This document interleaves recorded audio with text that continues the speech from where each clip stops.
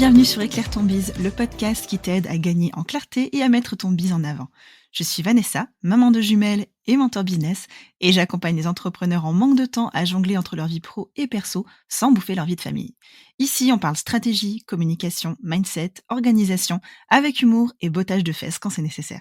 Si tu sens aujourd'hui que tu es freiné ou que tu stagnes dans le développement de ton business sans comprendre l'origine du problème, arrête-toi, tu es au bon endroit. Hello et bienvenue sur Éclaire ton bise. Je suis très heureuse de te retrouver pour ce nouvel épisode. Épisode qu'on m'a demandé plusieurs fois. On m'a demandé quelles étaient les erreurs que j'ai faites moi quand je me suis lancée donc en tant que mompreneur, parce que c'est souvent la raison pour laquelle mon audience vient me demander des conseils. Et donc j'ai décidé sur cet épisode de reprendre les 4 erreurs les plus courantes que je vois chez les mompreneurs, que j'ai faites et je vous conseille d'éviter fortement.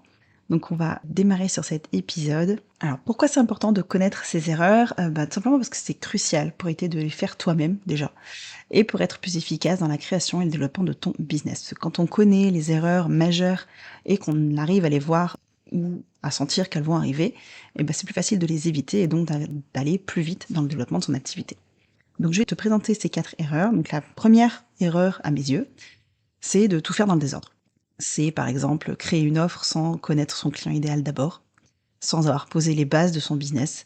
C'est essayer de développer des stratégies avant même de connaître ses objectifs ou sa vision. Voilà, ça, c'est faire les choses dans le désordre. Les conséquences que ça peut avoir, c'est que tu vas te retrouver avec une offre qui correspond à personne et que du coup, tu ne sauras pas comment la vendre et tu vas perdre du temps et de l'énergie. Ou tu vas essayer de mettre en place des stratégies, tu vas pas comprendre pourquoi elles fonctionnent pas et donc tu vas en changer tous les 4 matins parce qu'elles ne correspondent à rien en fait par rapport à toi, tout simplement. Donc pour éviter tout ça, c'est mieux de commencer par définir sa vision, puis sa cible, puis ses objectifs, et après, on crée une offre et on développe une stratégie pour vendre cette offre-là. Donc si tu veux un exemple un peu plus concret, une analogie, c'est comme si tu essayais de construire une maison mais que tu n'avais pas de plan. Tu vas entasser des pierres, tu vas entasser des parpaings, etc. Et puis tu vas arriver à un moment donné à un truc bancal parce que tu comprends pas pourquoi. À un moment donné, le sol n'était pas droit, t'as pas pensé à faire la dalle de ta maison, etc. Donc tu peux pas construire quelque chose de droit et ça risque de s'écrouler. Donc pour corriger le tir, rassure-toi, c'est pas trop tard. Vous êtes très très très très très nombreux à faire cette erreur. Tout simplement, tu vas commencer par refaire le point de tes bases business. Donc là, tu peux te servir d'anciens épisodes que j'ai enregistrés.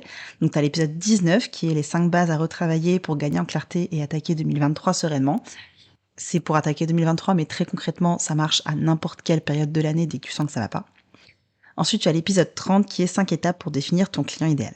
Et une fois que tu auras retravaillé ça, tu vas pouvoir reprendre le plan de ton offre, son contenu, ses bénéfices, et les adapter à ta cible, à ses envies, à ses rêves et à ses peurs. Ne te concentre pas sur les besoins de ta cible, puisque ce n'est pas ce qu'elle recherche. Ce qu'elle recherche, elle, c'est ce qui lui fait vraiment envie. C'est son rêve ultime. Donc concentre-toi sur ça, et évite de parler de ses besoins quand tu parles de ton offre, parce que c'est pas ça qui va l'intéresser, clairement. Moi, quand je dis à mes clientes que ce qu'elles ont besoin pour arriver à vendre leur offre, c'est de travailler leur client idéal, clairement, elles en ont pas envie du tout, et donc elles vont même pas écouter ce que je dis. Alors que si je leur dis, trouve une stratégie qui te correspond à 200% et trouve tes 18 premiers clients en moins de 10 jours, là, je pense que ça t'intéresse. Et pourtant, tu as besoin de travailler ton client idéal. Donc, essaye déjà avec ces 2 épisodes de podcast-là. La deuxième erreur que je vois, et qui est reliée à la première, c'est qu'on n'a pas travaillé assez son client idéal en profondeur. Et ça, mais c'est l'erreur, c'est martel en tête, 9 fois sur 10, 98,99% de mes clients, et je laisse 1,1% de marge exprès, ont travaillé leur client idéal, que ce soit avec une formation ou tout seul, mais ils sont pas allés assez en profondeur ou ils ne savent pas utiliser ces résultats. Et si vous vous contentez pour votre client idéal uniquement de ce que vous pensez ou de ce que vous avez vécu, ça va pas lui parler et en plus vous n'allez pas oser aller vers lui. Donc, si tu veux répondre à une envie de ton client idéal, si tu veux savoir comment lui vendre tes offres et comment faire des ventes, tu as besoin de connaître ton client idéal à 200%, de savoir exactement quand tu vas le toucher, comment, pourquoi, quels sont vraiment les mots que ta cible utilise et qui vont faire mouche quand tu vas les utiliser dans ta communication. Ça, c'est indispensable. Et tu ne peux pas connaître ces mots-là si tu n'as pas parlé à ton client idéal. Donc, tu peux le faire par message, que ce soit en lui posant des questions quand tu as des nouveaux abonnés ou quand tu fais du démarchage. Tu peux utiliser des questionnaires, mais ce que je te recommande à 3000%, c'est les interviews client idéal. Je développe beaucoup ça dans la formation définir son client idéal et savoir quoi en faire. Mais c'est pas pour rien, c'est parce que c'est vraiment efficace et ça change la donne. Une fois que tu as les bons mots, une fois que tu as vraiment les ressentis, une fois que tu as eu des conversations intéressantes avec les personnes qui sont à même d'acheter tes produits ou tes services, tu vas voir que tu vas avoir tout un nouveau monde qui va s'ouvrir à toi, que ce soit au niveau des contenus que tu dois créer ou au niveau de comment mettre en avant ce que tu veux vendre. Et ça va vraiment t'aider. Donc moi, je t'invite vraiment à 3000% à faire ces interviews client idéal. Voilà, tu fais des messages, tu dis voilà, j'ai besoin de X personnes pour arriver à développer mon business. Je cherche tel et tel profil. Si ça te parle, écris-moi et on programme un appel. Essaye déjà rien que comme ça. Et après, tu as bien l'épisode 30, comme je le disais tout à l'heure, les 5 étapes pour définir son client idéal. Et si, là aussi, si tu cherches une analogie pour essayer un peu de comprendre la chose, je sais que mes analogies, en général, elles fonctionnent bien et ça vous aide à comprendre. Donc, c'est comme si vous essayiez de cuisiner un repas sans savoir ce que vos invités aiment. Bah, vous risquez de les décevoir et de passer une mauvaise soirée. Moi, typiquement, je déteste les champignons. Si quelqu'un me fait des lasagnes, je me dis, ouais, super, des lasagnes, mais qu'elle me met des champignons dedans, ben, je vais pas passer une bonne soirée, je vais devoir trier toute mon assiette et personne va s'amuser, quoi. Parce que c'est chiant de voir quelqu'un qui est triste dans son assiette alors que c'est toi qui as cuisiné, mais c'est encore plus chiant pour toi de savoir que tu peux pas les manger. Bref. On arrive au point numéro 3, et le point numéro 3, pour moi, il est vraiment hyper important. C'est une erreur qui est pourtant courante, c'est de pas travailler son mindset. Parce que quand on a un mauvais rapport à l'argent, quand on n'a pas de résilience parce qu'on n'a pas travaillé son pourquoi, parce qu'on a des syndromes de l'imposteur qui viennent de manière régulière et qu'on ne sait pas s'en débarrasser, parce qu'on fait face à de la comparaison, etc. Tout ça, c'est vraiment des problèmes mindset qu'il faut que tu arrives à travailler. Donc il y a plein de méthodes pour ça. Moi, je suis pas coach mindset, donc j'ai pas pour prétention de dire que je peux t'aider à régler ce problème-là.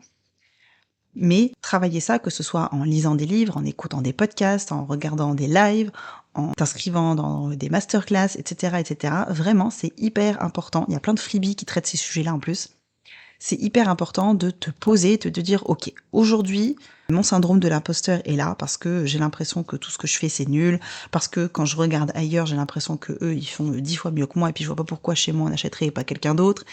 Et puis limite même tu te mets en retrait quand tu dois vendre parce que tu te dis bah oui mais non parce que du coup si elle achète chez moi bah va falloir que je délivre quelque chose et peut-être que j'en suis pas capable.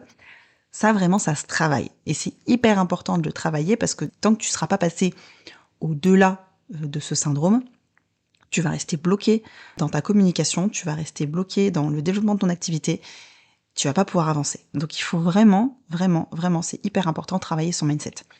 Et donc, il y a différentes bases business qui vont t'aider à travailler ça, mais travailler tout ça, c'est ultra important parce que une fois que tu as commencé à comprendre pourquoi tu avais un syndrome de l'imposteur, pourquoi tu avais un mauvais rapport à l'argent, pourquoi tu arrives pas à te forcer à travailler, pourquoi est-ce que tu te lèves le matin, tu as envie, mais quand tu arrives devant ta to-do, tu dis ah, non, je suis pas sûre. Voilà, tout ça, toutes ces choses qui te gênent au quotidien, il faut vraiment que tu arrives à les dégommer. Et pour les dégommer, il n'y a rien de mieux que de rentrer dans l'art, de sortir de ta zone de confort, de remplir des workbooks qui te rendent hyper mal à l'aise parce que ça te fait réfléchir sur des sujets sur lesquels tu n'aimes pas réfléchir, ou de les travailler avec quelqu'un. Voilà, ça vraiment, moi, travailler mon mindset, c'est un truc qui a vraiment changé la donne pour moi et que je ne peux que recommander. Et la 4e erreur, et c'est 2 erreurs en une, ça va être de réagir à l'émotion parce qu'on ne prend pas de recul. Donc ça, c'est 2 erreurs en une pour moi. Donc réagir à l'émotion, c'est vraiment ne pas réagir face à des faits concrets, parce que tu récoltes pas de données, tu sais pas les analyser, tu ne sais pas dire et adapter ta stratégie en fonction des résultats que tu as, et du coup, t'avances pas correctement parce que tu passes du coq à l'âne, tu changes 15 choses au lieu d'en changer qu'une, t'es prise de panique parce que t'as pas de résultats, etc. Ça, c'est réagir à l'émotion et ne pas se fier à des choses concrètes quand tu prends tes décisions. Et pour arriver à passer au-delà de ça, il faut que tu arrives à prendre du recul sur ton business. Et pour prendre du recul sur ton business, il n'y a pas 36 solutions, il faut que tu récoltes des données. Donc, tout ce qui est analyse et statistiques et chiffres, etc. Et je sais que c'est hyper malaisant, et je sais que vous n'aimez pas les calculs, et je sais que vous n'aimez pas les statistiques, et quand vous voyez les graphiques, etc., vous n'y comprenez rien, mais intéressez-vous, vraiment, intéressez-vous. J'ai fait tout un atelier à ce sujet-là dans la pause déj il y a quelques semaines, et les filles aujourd'hui elles ont vraiment des résultats. Elles ont commencé à analyser les hashtags qu'elles utilisaient sur leurs posts Instagram, et elles ont réussi à développer leur visibilité de 40%. C'est énorme. Je sais pas si vous vous rendez compte, c'est énorme. Et encore, donc si je reprends le chiffre exact, il y a une des clientes de la pause déj qui a touché 64% de comptes en plus en 14 jours, juste en appliquant les changements que je lui ai proposés suite à l'atelier statistique. Le nombre de comptes qui a interagi avec son compte, c'est plus 49%. Donc 50% d'audience de plus qui réagissent à son contenu. Donc qui ont vraiment envie de regarder ce qu'elle fait, et que ce soit son audience ou l'audience extérieure. Moi, je trouve ça extraordinaire. Et du coup, elle nous avait fait un petit screenshot aussi que pour nous dire que sur les 30 derniers jours, sur les 1739 comptes qu'elle a touchés, il y en a 1061 qui ne la suivaient pas. Je ne sais pas si vous vous rendez compte la différence. C'est assez énorme. Donc c'est 61% des personnes qui ont vu ces posts sur les 30 derniers jours qui n'étaient pas abonnés à son compte Instagram. C'est absolument énorme. Je ne sais pas si vous vous rendez compte, mais regardez dans vos statistiques Instagram, vous allez sur le menu, vous allez sur les statistiques, voir tout, et là vous allez voir le nombre de personnes qui ont regardé votre contenu, et vous allez pouvoir calculer le pourcentage de personnes qui n'étaient pas abonnées, et vous allez voir que c'est pas beaucoup. Mais voilà, tout ça pour dire que en analysant un peu ces chiffres, ces statistiques, ces données business, on arrive vraiment rapidement à voir des changements. Quand on opère des changements, plutôt à voir des résultats et à se dire si ça fonctionne ou si ça fonctionne pas. Mais si vous ne prenez pas le temps de récolter des données, forcément, ça peut pas marcher. Donc vraiment, c'est hyper important. Et donc, une fois qu'on a commencé à récolter des données, ce qui est important, c'est pour de prendre du recul, c'est de faire des bilans réguliers. Donc moi, ce que je propose à mes clientes, que ce soit les coworkers, que ce soit en accompagnement individuel, que ce soit la pause déj, n'importe quelle de mes clientes, ce que je leur recommande, c'est de faire des mini-bilans hebdomadaires. Donc chaque semaine, se demander qu'est-ce qui a fonctionné, qu'est-ce qui n'a pas fonctionné, qu'est-ce que j'ai envie de faire, qu'est-ce que j'ai plus envie de faire, pourquoi ça a fonctionné ou pas, est-ce que j'ai atteint mes objectifs cette semaine ou pas. Et là aussi, c'est important de se fixer des priorités à la semaine pour se rendre compte si elles sont atteintes ou pas. Et de faire des bilans après tous les mois, mais quand on a déjà un récap hebdomadaire, on n'a qu'à reprendre le récap hebdomadaire et à faire le bilan de ces 4 semaines.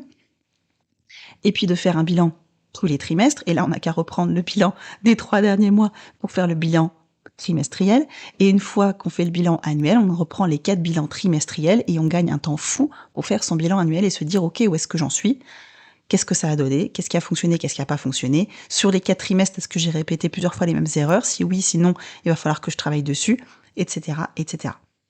Si vous arrivez vraiment à faire ces bilans souvent, vous allez pouvoir vous rendre compte de plein de choses dans votre business dont vous n'aviez pas conscience jusque-là. Que ce soit au niveau de votre taux de conversion, que ce soit au niveau du nombre de personnes que vous touchez, que ce soit au niveau du nombre de clients que vous avez, au niveau du développement de votre mindset, de votre business, parce que vous pouvez aussi traquer le nombre de fois où vous avez mis en place certaines choses. Par exemple, si tous les matins, je me décide de faire du journaling pour mettre à bas mon syndrome de l'imposteur. Si je note les jours où je le fais et les jours où je le fais pas, et que j'arrive à me rendre compte d'une progression, parce que peut-être que sur les premiers mois, je vais le faire que 1-2 fois par semaine, et puis le mois suivant, je vais le faire 2-3 fois par semaine, et puis le mois d'après, je vais le faire peut-être tous les jours. Et à force de gagner des bonnes habitudes de ce genre-là, vous allez pouvoir vous rendre compte de l'impact que ça a sur votre mental, parce que en ayant des bilans réguliers, vous allez voir la différence entre un trimestre et l'autre, par rapport à ce que vous avez mis en place ou pas.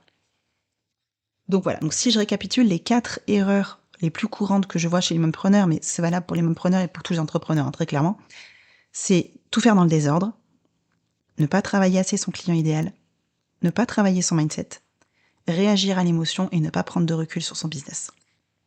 Si vous arrivez à travailler ça, je peux vous garantir que les résultats pour votre activité, ils vont venir et que vous allez vraiment avoir un impact quotidien sur ce que vous faites. Et vous allez avoir moins de procrastination, vous allez vous sentir mieux dans votre activité, vous allez vous sentir plus aligné, vous allez avoir des vrais résultats, vous allez voir les ventes qui vont commencer à arriver. Voilà, essayez de travailler sur ces 4 erreurs-là, que vous les fassiez aujourd'hui ou pas encore. Et voilà, moi je suis sûre que vous verrez la différence. Vous m'en direz des nouvelles dans quelques semaines. Voilà, c'est tout pour cet épisode. J'espère qu'il t'a plu. Je te souhaite une très belle fin de journée et on se retrouve la semaine prochaine pour un prochain épisode. Bye!